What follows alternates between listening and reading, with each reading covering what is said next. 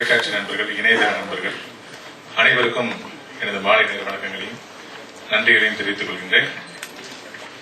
இந்த மனங்கொத்தி பறவை டைட்டிலே ரொம்ப கேட்கும் போதே ரொம்ப புதுசா உங்களுக்கு இருக்கும்.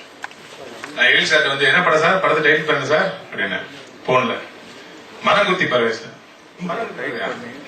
ரவி மனங்கொத்தி பறவை என்ன சார், மனங்கொத்தி பறவை ரவி மனங்கொத்தி பறவை அப்படின்னு ராக்கு பதிலா ஒரு நாவ சேர்க்கும் போது இதுல எவ்வளவு பெரிய காதல் கதை இருக்கு அப்படிங்கிற விஷயம் உங்களுக்கு எல்லாம் புரிஞ்சிருக்கும். நான் எழில் சார்ட்ட 2 கேள்வி கேட்டேன். ஒண்ணு, இந்த படத்துல வந்து ஏற்கனவே அவர் யூனியன்ல பொருளாளர் இருந்தது உங்களுக்கு தெரியும். இந்த படத்துல அவர் தான் பொருளாளர், தயாரிப்பாளராக இருக்காரு. தன்னுடைய நண்பர்கள் அம்பேத்குமார், ரஞ்சித் மேனன் இவங்களோட சேர்ந்து இந்த படத்தை ப்ரொடியூஸ் பண்றாங்க சேர்ந்து. ஏன் சார் இவ்வளவு பெரிய ரிஸ்க் எடுக்கிறீங்க இந்த படத்துக்கு, எதுக்கு நீங்களே ப்ரொடியூஸ் பண்றீங்க அப்படின்னு அவர் சொன்னாரு. கதை ரவி அப்படின்னாரு, எதுவுமே சொல்லல. மார்க்கெட் இருக்கு, அது இருக்கு, இது இருக்குன்னு என்னென்னமோ சொல்லுவாருன்னு பார்த்தேன். FMS இவ்வளவு இருக்கு, சேட்டலைட் இவ்வளவு இருக்கு, இதெல்லாம் சொல்லுவாரு அப்படின்னு பார்த்தா கதை ரவி அப்படின்னாரு. சரி இந்த கதையை சொல்லுங்க சார் அப்படின்னு கதையை சொல்லிட்டே வந்தாரு. சொல்ல சொல்ல சொல்ல உண்மையிலே சொன்னா ஒரு உள்ளத்தை அளித்த மாதிரி, ஒரு பலே பாண்டிய மாதிரி, ஒரு காதலுக்கு மரியாதையும் ஒரு உள்ளத்தை அளித்தாலையும் மிக்ஸ் பண்ணா ஒரு நல்ல படம் வரும் அப்படின்னா அது மனங்கொத்தி பறவை இருக்குன்னு எனக்கு ஒரு மிகப்பெரிய நம்பிக்கை இருக்கு. எப்படின்னா இந்த படத்துல வந்து காதலும் அதுக்கு ஈக்குவலா ஒரு ஹாஸ்யமும் இந்த படத்துல இருக்கு. இந்த படத்துல நடிச்ச 2வது கேள்வி, சிவகார்த்திக் எதுக்கு சார் ஹீரோவை போட்டீங்க அப்படின்னு கேட்டேன். இது இயக்குனருக்கான ஒரு இயக்குனர் செஞ்சிட்டோம்னா ஒரு ஓப்பனா பேசுவோம். அந்த கேள்வி கேட்கும் போது அவர் சொன்ன பதில் வந்து, வழக்கமா ஒரு படம் வந்து ஒரு ஹீரோ இன்ட்ரோடியூஸ் ஆயிருக்காருன்னா அவர் வந்து மெரினான்னு ஒரு படத்துல நேஷனல் அவார்டு வாங்கின இயக்குனர் பாண்டியராஜன் சாருடைய மெரினாங்கிற படத்துல ஹீரோவா நடிச்சிட்டு இருக்காரு. பொதுவா சினிமா உலகத்துல வந்து ஒருத்தர் ஒரு ஹீரோவா அறிமுகமான அந்த படம் வரட்டும், அந்த படம் ஓடுதா ஓடலையான்னு பார்ப்போம், அதுக்கப்புறம் அந்த பையனை வச்சு நம்ம எடுக்கிறதா வேணாம்னு யோசிப்போம், இப்படிதான் வந்து யோசிப்பாங்க. ஆனா எழில் சார் வந்து 2 நம்பிக்கை வச்சாரு. ஒண்ணு கதை, இன்னொன்னு பாண்டியராஜன் சார் மேல வச்ச நம்பிக்கை. அவர் ஏற்கனவே ஒரு நல்ல படங்களை கொடுத்ததுனால. சிவகார்த்திகேயன் சார் வந்து ஆல்ரெடி விஜய் டிவி மூலமா நேயர்களுக்கு ரொம்ப ஒரு நகைச்சுவையான ஒரு ஹீரோவா நிறைய அறிமுகம் இருக்காரு. அவருக்கு இந்த கதை செட் ஆகும் அப்படிங்கிற நம்பிக்கையில எந்த பிசினஸ் மோட்டிவ் இல்லாம முழுக்க முழுக்க கதையை நம்பியலாம். நீங்க படம் பார்த்துட்டு ரவிமரியா சொல்ற ரைட் தான் நீங்க சொல்லுவீங்க. முழுக்க முழுக்க கதையை நம்பி மட்டுமே இந்த படத்தை அவர் எடுத்து தயாரிப்பாளரும் ஆயிருக்காரு. அவருக்கு இந்த நேரத்துல மனமார்ந்த பாராட்டுகள் உங்கள் சார்பாக சொல்லிக்கிறேன். அப்புறம் சிவகார்த்திகேயன் சார் முதல் ஹீரோ நடிக்கிறாரு, இவரு எப்படி நம்ம வில்லனை நெருங்குறது அப்படி யோசிக்கும் போது அவர் ரொம்ப ஃப்ரெண்ட்லியா, எப்படி டிவிக்கு முன்னாடி எப்படி இருக்காரோ அப்படிதான் வந்து ஃபைட் பண்றது. நான் ஒரு 6 நாள் ஷூட்டிங் முடிச்சிட்டோம். ஃபைட் பண்றது அப்படிதான் காமெடி பண்ணிட்டு இருக்காரு. வந்து ரொம்ப அற்புதமா வரக்கூடிய ஒரு பந்தா இல்லாத ஒரு எளிமையான ஒரு ஹீரோவா அவர் இருப்பாரு. அப்புறம் சூரஜ் நல்லுசாமி இந்த படத்துடைய கேமராமேன். வழக்கமா ஜூம்ல ஒர்க் பண்ணோம்னா எப்படியா அவுட் ஆஃப் போக்கஸ் ஆயிரும். 2 டேக் 3 டேக் கேட்பாங்க ஜூம்ல ஒர்க் பண்றவங்க. நான் வந்து ஒரு அருவா எடுத்து ஒரு 6 பேரை வெட்டிட்டு வர மாதிரி ஒரு சீன். ஒரு டேக் முடிஞ்ச ஓகே ஜி அப்படின்ட்டாரு. எனக்கு டவுட், இவர் முத ஜூம்ல ஒர்க் பண்ணிருக்காரு, ஓகேன்றாருன்னு சொல்லிட்டு லைட்டா அவருக்கு தெரியாம போய் மானிட்டர் பார்த்தா அவ்வளவு கிறிஸ்டல் கிளியர். ஜூம்ல ஒரு ஆர்டிஸ்ட் ஒரு 50 ஃபீட் நடந்து வர ஒரு ஆக்ஷன் பண்ணிட்டு இருக்கும்போது அதை ஃபாலோ பண்ணது அவ்வளவு கஷ்டம். அவ்வளவு அற்புதமா பண்ணியிருந்தாரு. சூரஜ் நல்லசாமி அவர்களுக்கு உங்கள் சார்பாக நன்றியும் வாழ்த்து தெரிவிச்சுக்கிறேன். அப்புறம் கோபி, நான் ஆல்ரெடி டைலாக் எழுதின சண்டை படத்துடைய எடிட்டர், ரொம்ப நல்லா பண்ணுவாரு. அந்த படத்துலயும் நிறைய பாடல்களுக்கு வந்து தனியாவே பண்ணி கொடுத்தாரு. அப்புறம் யோபாரி சார், அப்புறம் டி மேன் சார்லாம் நான் சொல்லணும்னா அது அதிகமா இருக்கும், உங்களுக்கே நிறைய தெரிஞ்சிருக்கும். Producer doctor Ambethkumar sir. அந்த ஷூட்டிங் முடிஞ்சு வந்து தம்பி ஷூட்டிங்லாம் முடிஞ்சு மொத்தம் எத்தனை பேர் இருக்கீங்க முதல்ல? 26 பேரா? அப்படி தனியா கூப்பிட்டு 26 பேர் இவர் செட்டில் பண்ணிருக்காரு. அதாவது லொகேஷன் கொடுத்த ஒரு சாதாரண, அதாவது வந்து ஒரு தினக்கூலிக்காரங்கிட்ட அவங்களுக்கு செட்டில் பண்ணிருக்குன்னு சொல்ற ஒரு ப்ரொடியூசர் அவருக்கு வந்து ப்ரொடியூசர் பார்ட்னரா அமைச்சிருக்காரு.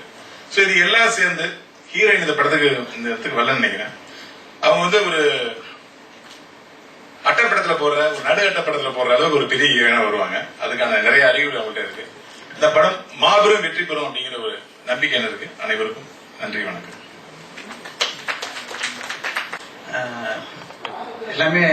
எல்லாமே சொல்லிட்டாருதான் சொல்லணும் பிரேமரியா. அதனால இந்த படத்தை பற்றின செய்திகளை ரொம்ப தெளிவாகவே உணர்வுபூர்வமாகவும் உள்ளன்போடும் அவர் சொல்லியிருந்தார். இந்த படத்துல வந்து ஒரு முழு படத்திற்கான பாடல்கள் எழுதக்கூடிய ஒரு வாய்ப்பை எழில் சார் வழங்கியிருக்கிறார். அது ரொம்ப நல்லா இருந்தது. முதல்ல இந்த கதையை வந்து அவர் கூப்பிட்டு சொல்லும் பொழுது ஒரு பாடல் 2 பாடலுக்கு தான் பொதுவாக கூப்பிட்டு சொல்லுவாங்க. சொன்னோடனே முழு கதையும் சொல்வதில்லை, ஏதோ இந்த சீக்வன்ஸ் சொன்னோம், இல்லை முழுசா கேளுங்க அப்படின்னு சொன்னாரு. இவரோட ஏற்கனவே நான் தீபாவளி திரைப்படத்தில் பணியாற்றிருந்தோம் கூட, ஒரு நீண்ட இடைவெளிக்கு பிறகு அப்படின்னு சொல்லலாம். சொல்லும் பொழுது ரொம்ப ஒரு உற்சாகமாகவும், அது உற்சாக மனநிலைங்கிறது அந்த கதையிலே இருந்தது. அது சொல்லும் பொழுதே தொத்திருச்சு மனசுல. அடுத்து சார்னு சொல்லிட்டு அந்த முழு கதையும் ஒரு 2-2.5 மணி நேரம் முழு கதையும் விவரித்த பிறகு ரொம்ப பிரமாதமா இருக்கு சார் அப்படின்னு சொல்லிட்டு, அப்புறமா தான் இசை வந்து இமான் பண்றாரு அப்படின்னு சொன்னாரு.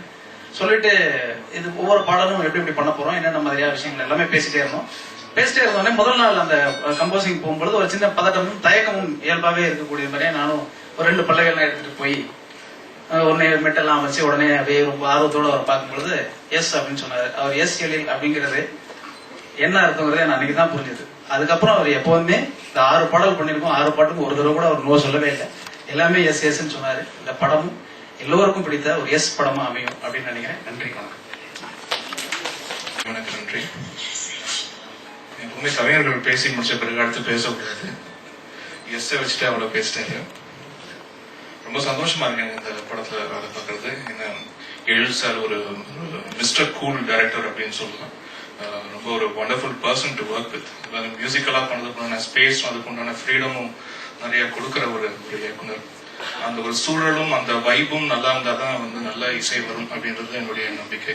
எப்பவுமே பயங்கர ஒரு ப்ரெஷரோட போட்டுலாம் உட்காந்து வேலை பார்த்தா அது ஒழுங்கா வராது. அது எந்த வேலையா இருந்தாலும் இசைக்கு அதை இன்னும் அதுக்கு வந்து ஜாஸ்தி தேவை. ஸோ அந்த ஒரு ஸ்பேஸும் அந்த ஒரு வைபை வந்து கரெக்டா ஏற்படுத்தி கொடுத்த எழில் சாருக்கு இந்த நேரத்தை நிறைய எடுத்து வச்சுக்கிறேன். இந்த ப்ரொடியூசர்ஸ் ரொம்ப அற்புதமான ப்ரொடியூசர்ஸ். ஒரு ஃப்ரெண்ட்ஸா சேர்ந்து இந்த ஃபிலிம் வந்து பண்றாங்க. இன்னொரு நல்ல விஷயம், ஆஃபீஸ் ஆரம்பிச்சு கிட்டத்தட்ட ஒரு 4-5 மாசம் ஆச்சு. நிறைய முறை வந்து கூப்பிட்டு எங்களுக்கு வந்து சாப்பாடு போட்டாங்க. அப்புறம் ரொம்ப நல்ல மனிதர்கள். இது வரைக்கும் நானும் எத்தனையோ திரைப்படங்கள் வந்து ஒர்க் பண்ணிருக்கேன். வந்து வாங்க வந்து சும்மா ஆபீஸ்ல வந்து சாப்பிட்டு போங்க அப்படின்னு இது வரைக்கும் யாரும் என்கிட்ட சொல்லல. ஸோ அவ்வளோ ரொம்ப ரொம்ப ரொம்ப நல்லவங்க இருங்க அப்படின்னு சொல்ற மாதிரி என்னுடைய மனசுல வந்து இடம் பிடிச்சிருக்காங்க. ஸோ இதே பண்பு எப்பவுமே வந்து சாருக்கு வந்து இருக்கணும்னு வந்து நான் ஆசைப்படுறேன். அண்ட் இந்த திரைப்படத்துல வந்து சிங்கர்ஸ் வந்து நிறைய பேர் வந்து அறிமுகப்படுத்திருக்கோம். அதுல வந்து குறிப்பிட்டு சொல்லலாம், இப்போ சூப்பர் சிங்கர்ஸ்ல வந்து ஃபைனல்ஸ் வரைக்கும் வந்த சாய் சரண் அபியன்ஸ், சாய் சரண் அண்ட் சந்தோஷ் ஹரிஹரன் அண்ட் மாளவிகா, 3 பேருமே இதுல வந்து இன்ட்ரோடியூஸ் ஆகிறாங்க. ஸோ என்னுடைய படங்கள் இதுவும் என்னுடைய அடுத்த படத்துலையும் அவங்க வந்து சாங்ஸ் பாடியிருக்காங்க.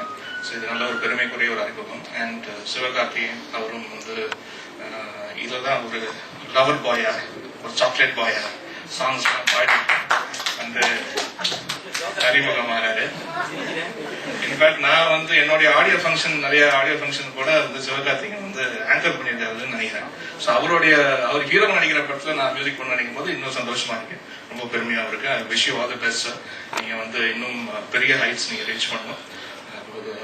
லார்ஜ் பிளெஸிங் உங்களுக்கு எப்பவுமே இருக்கும். I would like to wish the entire team ரொம்ப நல்ல ஒரு பாசிட்டிவா வந்து ஒர்க் பண்ணிட்டு இருக்காங்க. அண்ட் யுகபாதி சார் நான் சொல்ல வேண்டிய அவசியமே இல்லை. மைனாவா இருக்கட்டும், அப்புறம் வந்து இப்போ நான் வேலை செய்யற குங்கியா இருக்கட்டும், இந்த திரைப்படம் அப்படி பல்கா யாரையும் விடாம நான் தான் எழுதுவேன் அப்படின்னு வந்து அப்படி சொல்லாம இயக்குநர்களே அவங்களுடைய சாய்ஸாவே யுகபாதி தான் எழுதணும், எல்லா பாட்டும் யுகபாதி தான் பண்ணணும் அப்படின்னு வந்து டைரக்டர்ஸ் சாய்ஸ் லிஸ்டா வந்து நீங்க மாறி இருக்காரு. இன்னைக்கு மிகப்பெரிய வந்து லீக்ல வந்துட்டு இருக்காரு. விஷயம் ஆல் தி பெஸ்ட். அவரோட சேர்ந்து ஒர்க் பண்ணது எனக்கு ரொம்ப சந்தோஷம். And thank you. நான் வந்து எழில் சாருக்கும் ப்ரொடியூசர்ஸ்க்கும் நன்றி சொல்லிக்கிறேன். இந்த ஆப்பர்ச்சுனிட்டி கொடுத்ததுக்கு உங்க எல்லாருக்கும் நன்றி. தேங்க்யூ.